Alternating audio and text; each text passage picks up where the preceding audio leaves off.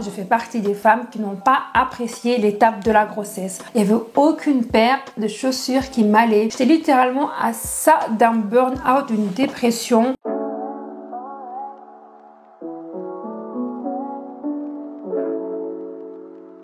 Voilà tout le monde, j'espère que vous allez bien. Bienvenue sur ma chaîne YouTube. Aujourd'hui, on se retrouve dans cette nouvelle vidéo face caméra pour un live update. Je suis trop contente de revenir avec une vidéo face caméra parce que honnêtement, ça date que j'ai pas filmé des vidéos face caméra. Si je regarde par ici, c'est parce que j'ai un retour pour ce que je fais pour la caméra tout simplement. Et si la lumière change, je suis vraiment désolée, c'est parce que je filme avec la lumière du jour. Alors dans cette vidéo, on va aborder plusieurs sujets. La grossesse, ma vie de mère, la vie de travail, parce qu'en fait, il y a tellement de choses qui se sont passées et j'en ai jamais parlé. Et aujourd'hui, j'ai envie de partager tout ça avec vous. Donc, c'est parti. Alors, fonder une famille, c'est quelque chose que j'ai toujours voulu. Mais honnêtement, j'avais tellement peur parce que pour moi, c'était vraiment un pas vers l'inconnu. Personnellement, je trouve que j'ai quand même de l'expérience dans ça. Elle n'est pas dans fonder une famille, mais dans tout ce qui est garder les enfants, prendre soin des enfants, parce que mes sœurs, chacune, ont 2 enfants et j'en ai toujours pris soin. Mes cousines également ont des enfants et j'en ai toujours pris soin. Genre, franchement, j'ai commencé très tôt à faire du babysit, etc. Mais c'est jamais comparable. Genre, garder les enfants de tes sœurs ou bien de ta famille pour quelques heures, c'est pas comparable à avoir tes propres enfants H24. Du coup, j'avais vraiment peur de faire ce pas vers l'inconnu, mais surtout j'avais également peur de comment ça pouvait m'impacter moi en tant que femme, mais aussi comment ça pouvait impacter mon couple, parce que il se passe tellement de choses quand vous fondez une famille, même spirituellement parlant, qu'il y a beaucoup de personnes qui terminent en divorce, littéralement. Donc moi j'avais peur de voir comment est-ce que ça pouvait impacter mon couple, notre bien-être, etc. Mais celui qui ne tente rien n'a rien. On a tenté, je suis tombée enceinte, voilà. Je suis tombée enceinte et franchement c'était la meilleure chose qui est arrivée dans ma vie. Mon mari et moi on était tellement heureux. Tous nos proches étaient heureux pour nous, mais on avait surtout hâte de voir notre petite fille, pour être honnête. En fait, je me posais tellement de questions à qui elle va ressembler, à moi, à mon mari. Franchement, si elle ressemble à mon mari, c'est vraiment mon ennemi en fait. Genre moi, je t'ai porté pendant 9 mois et genre tu ressembles à ton père. Celui qui n'a pas subi tout ce que moi j'ai subi en fait. Non, mais heureusement qu'elle ressemble à mon mari et à moi. C'est vraiment le parfait mixte. Mais honnêtement les gars, je vais pas vous mentir, on va parler français aujourd'hui. Moi, je fais partie des femmes qui n'ont pas apprécié l'étape de la grossesse. Honnêtement, j'aime trop mon confort et durant ces 9 mois, en fait, le mot confort avait disparu de mon vocabulaire. J'étais extrêmement fatiguée, j'avais des nausées, des crampes H24, je faisais de la rétention d'eau, mes pieds gonflés, ils étaient hyper lourds, je pouvais pas dormir dans toutes les positions et moi qui aime trop manger là, il y avait des choses que je ne pouvais pas manger. Il y avait des aliments que je ne pouvais pas manger parce que je n'étais pas protégée contre un certain virus, je sais pas quoi là. Mais hormis tous ces inconforts que j'avais durant la grossesse, je suis tellement reconnaissante de ne pas avoir eu une grossesse compliquée. Donc, je préfère bien le dire, ma grossesse n'était pas compliquée médicalement parlant, mais juste moi, je le vivais mal. Donc déjà que je vivais mal la grossesse, il y a quelque chose qui a fait en sorte que je la vivais vraiment mal. C'est vraiment genre la cerise sur le gâteau. Et cette chose-là, c'est mon employeur, mon travail. Alors pour ceux qui ne savent pas, j'ai toujours été salariée dans ma vie. J'ai travaillé dans les finances et cette aventure a également pris fin en juin 2024. Donc moi, quand je suis tombée enceinte, directement à 3 mois, j'étais trop pressée. J'ai dit à mon employeur, voilà, je suis enceinte, la date de prévue c'est cette date, bam. En fait, pourquoi j'ai fait ça? Parce que je voulais leur laisser le temps de s'organiser parce que déjà, premièrement, j'ai travaillé dans une petite équipe en étant sous-effectif et les vacances d'été arrivaient en fait. On sait très bien que pendant les vacances d'été, beaucoup de gens prennent de congés pour voyager, passer du temps avec leur famille, etc. Et franchement, je me suis bien prise en avance pour leur dire que j'étais enceinte et malgré avoir fait ça, ils m'ont compliqué la vie. Du coup, comme vous pouvez l'imaginer, j'étais fatiguée en permanence, j'avais pas la force d'aller travailler. Dieu merci, j'étais hyper bien entourée. J'avais mon mari qui me soutenait, mes proches, ma mère qui cuisinait pour moi. J'étais vraiment un entourage en or, mes proches en or, mon mari en or, rien à dire. Mais en plus d'avoir un employeur qui me rendait déjà la vie compliquée au travail, j'ai ma gynéco. Non mais attends. En fait, à ce moment-là, je vis flou parce qu'en fait, j'ai jamais changé de gynéco de ma vie.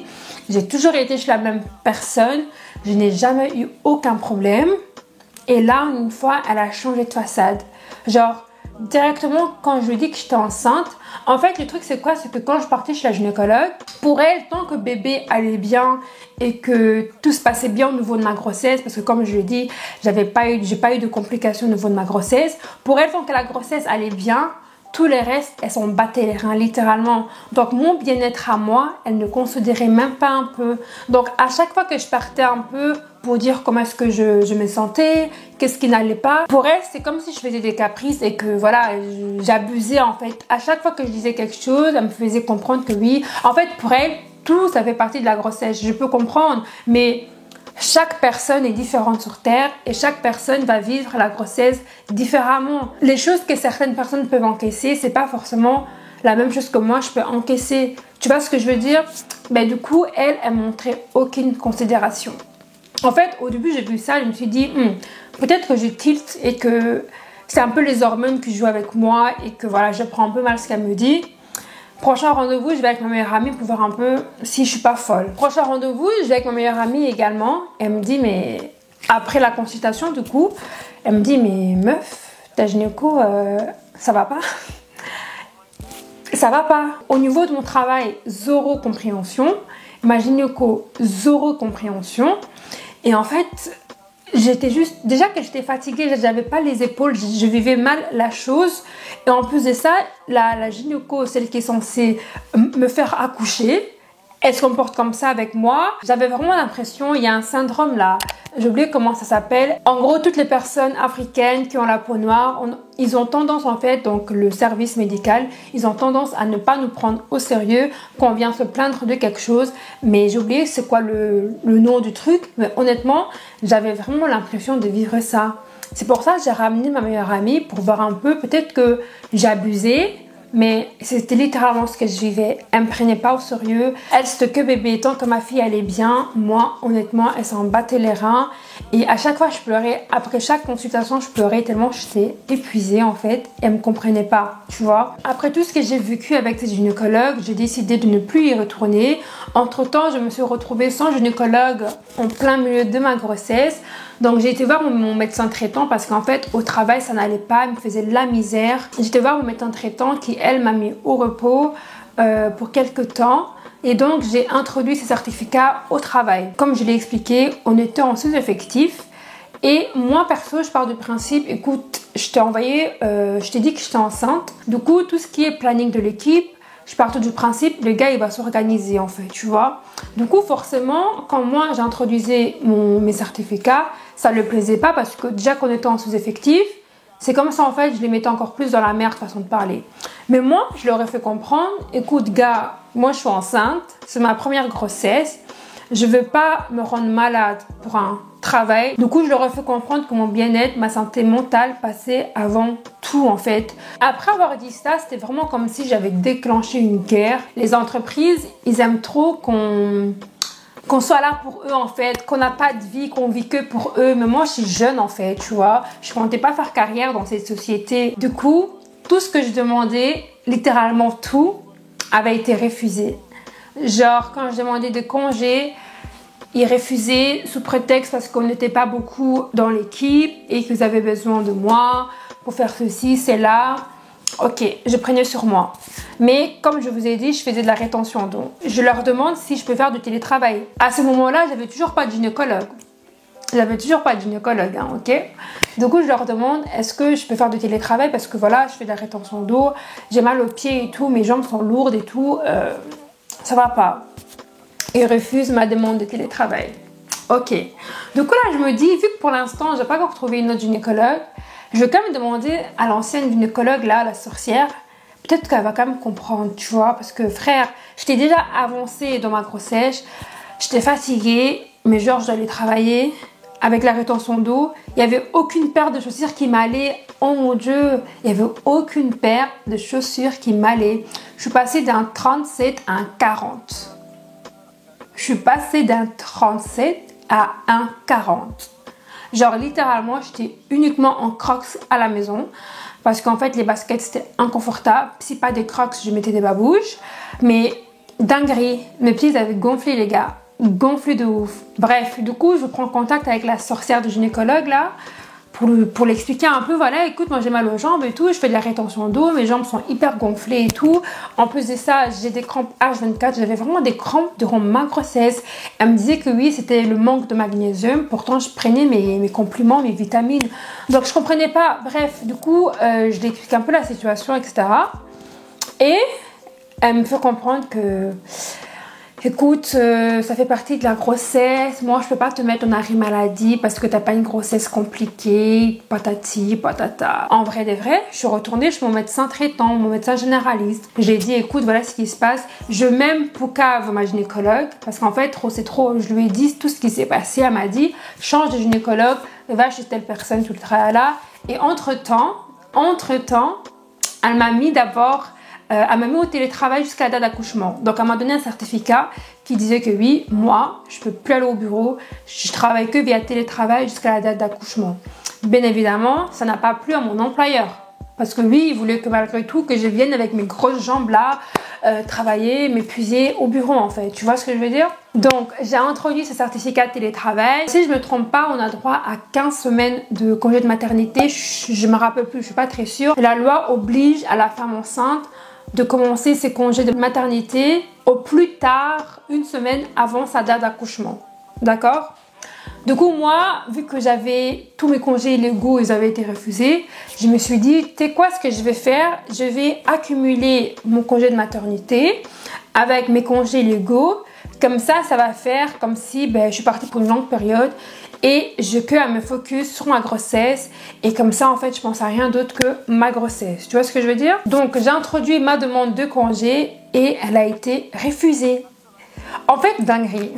Dinguerie. Mon mari et moi, on partait d'office du principe que les 2 semaines avant que j'accouche, j'allais d'office pas aller travailler parce que voilà, je dois me reposer, me préparer pour l'accouchement. On doit se préparer pour l'accouchement, s'organiser, terminer la chambre de bébé, etc. Et en gros, il a refusé en fait la première semaine de congé, pas la deuxième qui est une semaine avant que j'accouche. Il a refusé la première date de mon congé sous prétexte parce qu'on est en sous-effectif et que voilà, les gens ont pris leur congé, il n'a pas eu le temps d'embaucher et que je dois venir travailler. Mais moi à ce moment-là, je me suis dit en réalité, c'est pas mon problème. C'est pas mon problème. Moi, j'étais annoncé ma grossesse quand j'étais à 3 mois, littéralement. Tu as eu 6 mois pour t'organiser, pour trouver une personne qui pouvait me remplacer. Je sais pas ce qui s'est passé pour que tu ne l'aies pas fait en fait. Donc moi, je veux pas assumer quelque chose parce que toi, t'as pas fait tes recherches à temps et en heure en fait, tu vois. Du coup là, on commence à discuter. Depuis on discute et il veut pas comprendre. Et en fait, je me suis dit en vrai de vrai, on s'est échangé beaucoup de mails. J'étais pas d'accord, il était pas d'accord. Mes collègues m'ont dit d'aller voir une sage-femme qui elle pourra me mettre au repos jusqu'à la date d'accouchement. Chose que je n'avais pas fait parce que j'avais pas de sage-femme à ce moment-là. Je me suis dit, tu sais quoi, je vais prendre sur moi et essayer d'aller au max que je peux en fait, tu vois.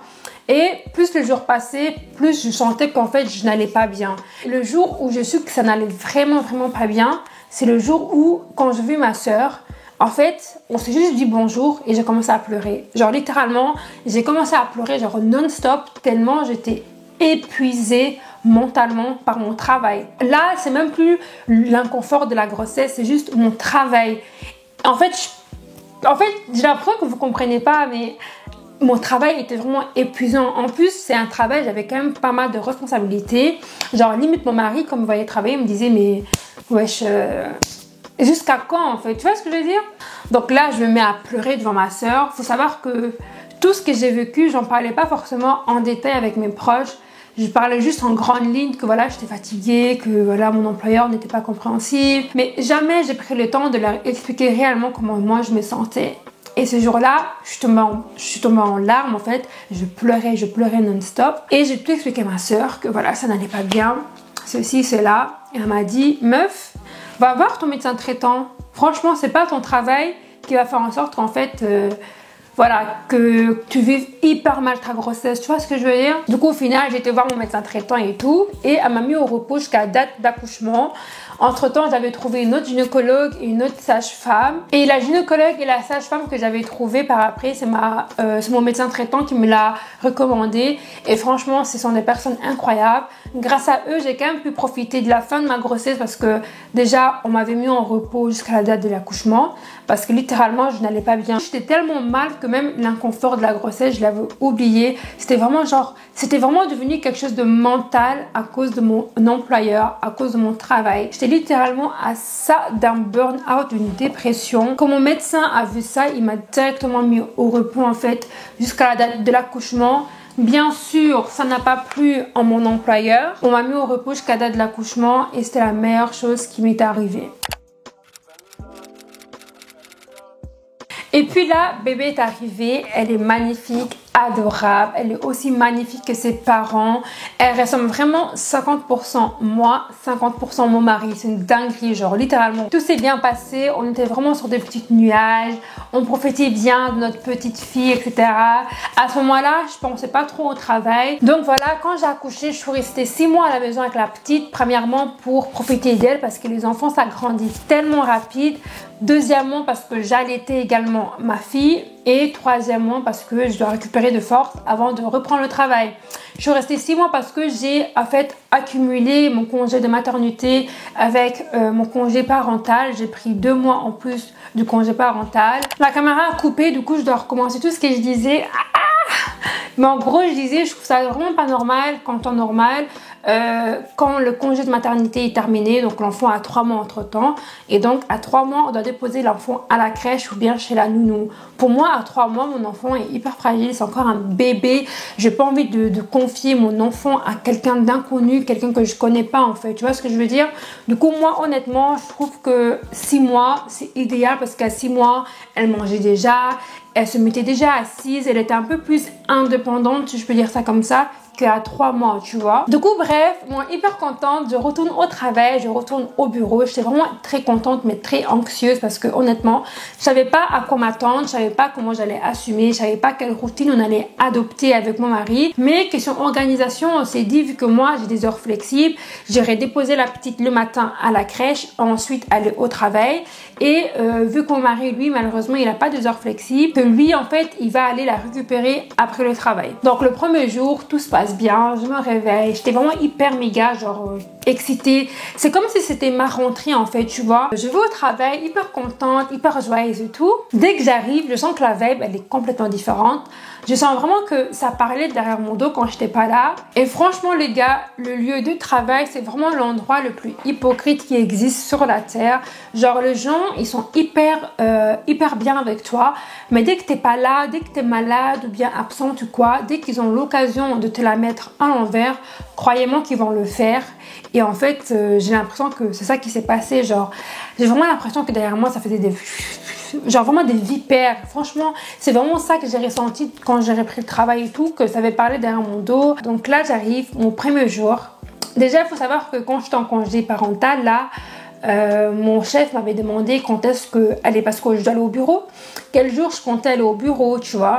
Et moi, je lui ai dit que je partais tel jour au bureau. Du coup, il m'a dit pas de souci. Moi, je pensais qu'il demandait ça juste pour le planning, tu vois. Mais non, en fait, mais non, gras, c'est pas ça. Je sais pas, j'arrive au travail, guet-apens, mon manager et celui qui est au-dessus de lui. Je sais pas, ils me prennent en privé et tout pour me parler. Guet-apens. Ils me disent oui, est-ce qu'on peut te parler quelques instants et tout. Je dis ok, y a pas de souci, tu vois.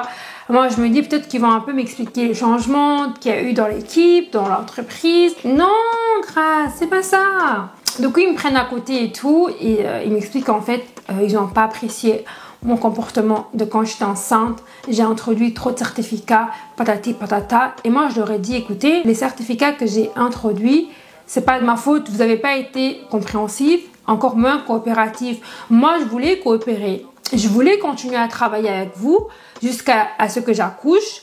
Mais en télétravail, ça a été refusé. Mes congés ont été refusés. À un certain moment, il faut également se mettre à la place de la femme enceinte. Je ne veux pas mourir au travail parce que l'entreprise doit continuer à tourner en fait. À un moment donné, je dois mettre mon bien-être, ma santé en place numéro 1, tu vois. En fait, c'était clairement un avertissement. Ils m'ont fait tout leur discours pour dire que voilà, ils n'ont pas apprécié.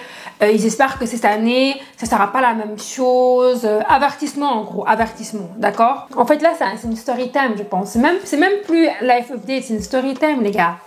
Bref, à partir de ce jour-là, je vivais grave dans la peur. Littéralement, j'étais constamment dans la peur parce que je me dis merde, en gros je peux même plus être malade. Littéralement, je tiens le coup, moi je suis encore un peu dans mon petit nuage, je me dis ok, c'est la reprise, ça va aller, tu vois.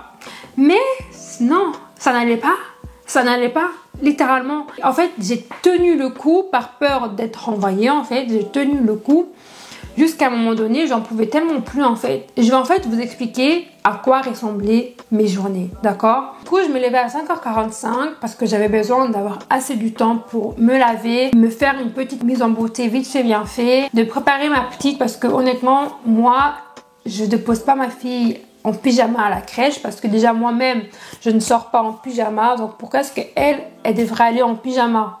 Ça n'a pas de sens pour moi. Du coup, j'habillais ma fille le matin, je la nettoyais, tout le tralala. Je prenais la voiture, je la déposais à la crèche, je prends la voiture, je la gare à la gare de là où j'habite, de la ville en fait, parce que je préfère aller au travail en transport.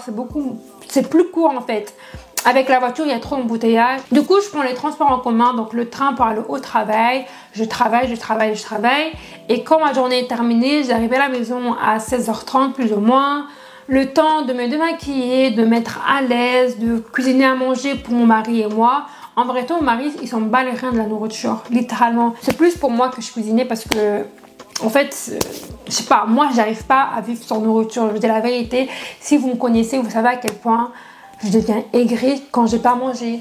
Donc, imagine après le travail comment j'ai faim, même si j'ai mangé à midi. Mais après le travail, juste la faim après le travail, c'est différent. C'est différent, tu vois. Bref, du coup, je rentre à la maison, je cuisine pour nous, tout le tralala. Mon mari, entre-temps, il s'occupe vite fait de la petite. Ensuite, on mange ensemble, on met la petite au lit et on dort. Et le lendemain, la même chose.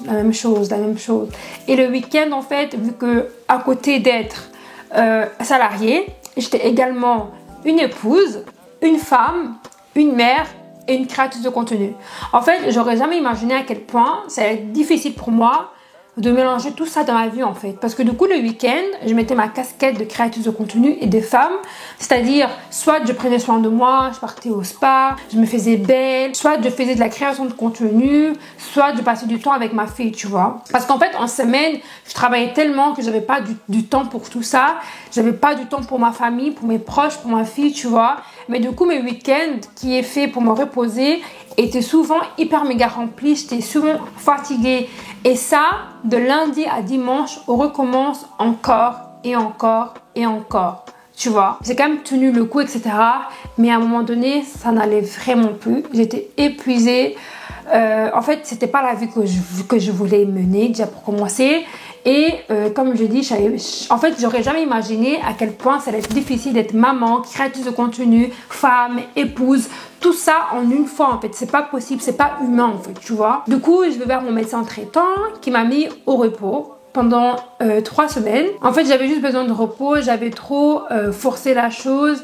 Et en fait, j'étais à ça d'une autre dépression, genre post-accouchement. Tu vois, genre dinguerie en fait, dinguerie les gars, tu vois. Du coup, je suis au repos et tout. Et mon médecin me fait savoir que grâce, si ça va pas, il faut me le dire. Genre, ne te force pas. Un travail, tu peux en trouver d'autres. C'est pas la fin du monde, tu vois. Et pendant ces 3 semaines, j'étais vraiment à fond de la religion, de la croyance, de là. Je devais reprendre le travail lundi et un jeudi, donc le jeudi de ma dernière semaine de arrêt maladie, il y a mon manager qui m'envoie un message pour me dire « Oui, Grace, est-ce que tu reprends le travail lundi? Si oui, quand est-ce que tu viens au bureau ?» En fait, moi, cette phrase-là, ça m'a rappelé la première fois quand j'ai repris le travail. Je me suis dit « Ça sent pas bon là, ça sent pas bon. » La dernière fois qu'il avait fait ça, c'était pour me faire un avertissement. Donc cette fois-ci, c'est quoi? Tu vois, je ne savais pas. Le jeudi même, déjà, j'avais un rendez-vous chez mon médecin traitant parce qu'elle voulait que je lui donne un petit feedback la dernière semaine avant que je reprenne le travail pour savoir comment est-ce que j'allais et tout. Et après tout ce que je lui ai expliqué, elle a conclu qu'en fait, ça n'allait pas. Elle a prolongé du coup mon certificat encore pour 1 mois. Et du coup, le vendredi, j'ai prolongé mon certificat qui était déjà de 3 semaines à plus 3 semaines. Tu vois ce que je veux dire? Le dimanche, j'étais à l'église et tout. Et ce dimanche-là, allez, le pasteur a prêché sur la puissance de la parole.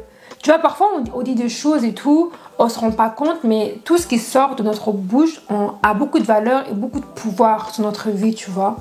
Et il disait, parfois nous les jeunes, on aime trop dire mort de rire. Non, vous n'êtes pas mort de rire en fait. Genre, c'est la Hesse. C'est pas la Hesse, les gars. Vous n'avez pas encore vécu la vraie Hesse. Il faut vraiment faire attention à ce qu'on dit. Bref, tout ça pour vous mettre un peu dans le cadre. Et du coup, moi ce jour-là, j'avais dit à Dieu, Seigneur, honnêtement, moi ta fille Grace, je suis fatiguée. Je suis vraiment fatiguée de la vie que je mène. Je suis fatiguée de cette vie de travail et tout. Je m'en sors plus. J'ai plus de temps pour mes proches, pour mon enfant, pour mon couple. Genre, ça va plus. J'ai pas envie de retourner travailler là-bas. En fait, mon travail me prenait tellement d'énergie et mon temps, ça m'épuisait en fait, mais mentalement de ouf. Mais encore plus là maintenant parce que j'étais devenue maman et que j'avais un autre mode de vie, tu vois. Je dis, Seigneur, s'il te plaît, je veux plus retourner là-bas. Littéralement, je veux plus. J'ai prié, j'ai remis mon futur entre les mains de Dieu et tout. Bref, je suis partie dormir. Lundi, je vais déposer ma fille à la crèche d'Ultraala. J'étais toujours en arrêt maladie, du coup j'avais prolongé. Je venais à peine de la déposer à la crèche, je rentre dans la voiture, je vois un numéro qui m'appelle, mais je connaissais pas le numéro, tu vois. Moi, en temps normal, je réponds pas au numéro que je connais pas. Mais là, je me suis dit, peut-être que, je sais pas, réponds seulement, Grace, réponds, tu vois. Et là, c'est la RH qui m'appelle pour me dire que je suis licenciée. Et du coup, je leur demande pour quelle raison, en fait, parce que j'ai pas fait de faute grave. Enfin, il n'y a pas de raison, en fait, tu vois. Et ils m'ont dit que voilà, suite à beaucoup d'absences, ils savent pas quand je vais revenir et tout. Après, ils m'ont expliqué tout ce qui allait suivre, les documents légaux qu'ils vont m'envoyer, sociaux, patati patata, les paiements que j'allais recevoir parce que oui, ils m'ont payé mes indemnités. Donc encore merci Seigneur. Et du coup, la dame, elle raccroche et là, je pleure. Mais littéralement, je pleure. Je me mets en larmes dans la voiture devant la crèche. Littéralement, j'avais pas encore bougé, hein, littéralement. Donc j'étais dans la voiture devant la crèche et là, je pleure. J'appelle mon mari, je lui dis, on m'a renvoyée. Je pleure. Mais en fait, les gars, je pleure juste par peur parce que moi, je fais vraiment partie de ce genre de personne. J'ai envie de dépendre de personne, littéralement. Et là, en fait, je me suis retrouvée sans emploi pour la première fois de ma vie. J'avais peur pour mon avenir, l'avenir de mon foyer, même si mon mari travaille, qui gagne de l'argent. J'ai pas envie de dépendre uniquement de son argent. J'aime avoir mon argent. J'ai toujours été indépendante dans ma vie. Et je me suis dit, c'est pas maintenant que ça va changer, en fait. Tu vois ce que je veux dire? Du coup, voilà, je pleurais plus parce que j'avais peur vraiment de ce qui allait venir par après, mon futur. Je savais pas trop comment j'allais m'organiser. Je reprends mes esprits et tout. Et je me dis, mais Grace, pourquoi tu pleures? Genre, sois reconnaissante envers Dieu parce qu'en vrai de vrai, c'est ce que tu avais demandé. Mon souhait était de ne plus retourner travailler là-bas parce que je me sentais plus bien, j'étais pas heureuse à mon travail. Donc j'ai repris mes forces, j'ai remercié le Seigneur parce que il y a que lui qui sait pourquoi est-ce que j'étais licenciée. Ça se trouve, il m'a sorti de là-bas pour m'ouvrir une autre porte. Mes projets que moi j'ai pour ma vie, elles sont comme ça comparées aux projets que Dieu a pour ma vie. Donc voilà, le jour d'aujourd'hui les gars, je suis sans emploi, mère, mariée, j'ai 26 ans et je ne sais toujours pas ce que j'ai envie de faire dans ma vie. Mais j'ai plutôt fait cette vidéo également pour les mamans et tout. Parfois, il faut lâcher prise. Et littéralement, la réaction que j'ai eue par après, c'est vraiment en fait, je lâche prise, je laisse tout entre les mains de Dieu. Ça sert à rien de vouloir tout contrôler parce qu'on est humain. J'avais peur de parler de tout ça à mes proches, sur les réseaux, parce que j'avais peur d'être considérée comme une mauvaise mère. Parce que beaucoup de gens vont dire, oui, mais t'as voulu tomber enceinte, donc tu n'as qu'à assumer. Mais en fait, là, on parle même plus d'assumer d'être tombée enceinte, avoir un enfant, parce que j'assume complètement le fait d'être mère. Mais juste, parfois, la société te fait juste comprendre que t'es un numéro, t'es un chiffre. Littéralement que les gens s'en battent les reins de toi. Du coup, mettez toujours votre bien-être, votre santé mentale en première place. Parce que honnêtement, sans ça là, sans bien-être et santé mentale, croyez-moi que pour avancer dans la vie, c'est compliqué. Genre pour avancer, il faut avoir toute ta tête avec toi. Tu vois ce que je veux dire? Ne vous sentez pas coupable parce que vous êtes en dépression post-accouchement. Ne vous sentez pas coupable parce que vous n'avez pas apprécié l'allaitement, l'accouchement, la grossesse ou bien la maternité en général. Parce qu'en fait, chaque femme est différente. Chaque femme vit les choses différemment et c'est humain d'encaisser certaines choses différemment en fait, tu vois. Et je trouve qu'on devrait normaliser le fait de ne pas toujours tout aimer dans la maternité. Parce que dès qu'en fait tu parles de quelque chose que tu n'aimes pas dans la maternité, ça te considère comme une mauvaise personne, parce qu'en fait, une mauvaise mère plutôt, parce que c'est une chose que tu as voulu, donc tu dois assumer. Mais en réalité, à la fin de la journée, avant d'être une mère, je suis humaine. D'accord? Je suis humaine, individu, grâce. D'accord? Avant d'être maman, je suis grâce. Donc, si moi, je ne prends pas soin de grâce, de sa santé mentale, son bien-être, qui va le faire? Parce qu'en vrai de vrai, mon mari, mes proches peuvent le faire, mais comme je vous ai dit durant tout ce que j'ai expliqué, ils étaient présents, mais c'était à moi de prendre soin de moi pour que j'aille bien, pour pouvoir avancer dans la vie, tu vois. Là, le jour d'aujourd'hui, je veux bien par la grâce de Dieu. Je suis toujours sans emploi, mais j'ai confiance parce que comme je l'ai dit, les plans que Dieu a pour moi sont plus grands que les miennes. Donc, je remets tout entre ses mains parce que je sais que tout ira bien par la grâce de Dieu. Donc voilà, c'était un peu ça ma petite story time, mon vécu de la grossesse, à l'accouchement, à la vie de travail, à la vie de maman. Bon les gars, voilà, nous sommes arrivés à la fin de cette vidéo. J'espère quand même que ça vous a plu. Si c'est le cas, surtout n'hésitez pas d'aimer, de commenter, de partager, vous abonner à ma chaîne YouTube, me suivre sur les réseaux sociaux. On se dit à très bientôt pour une nouvelle vidéo. Bye!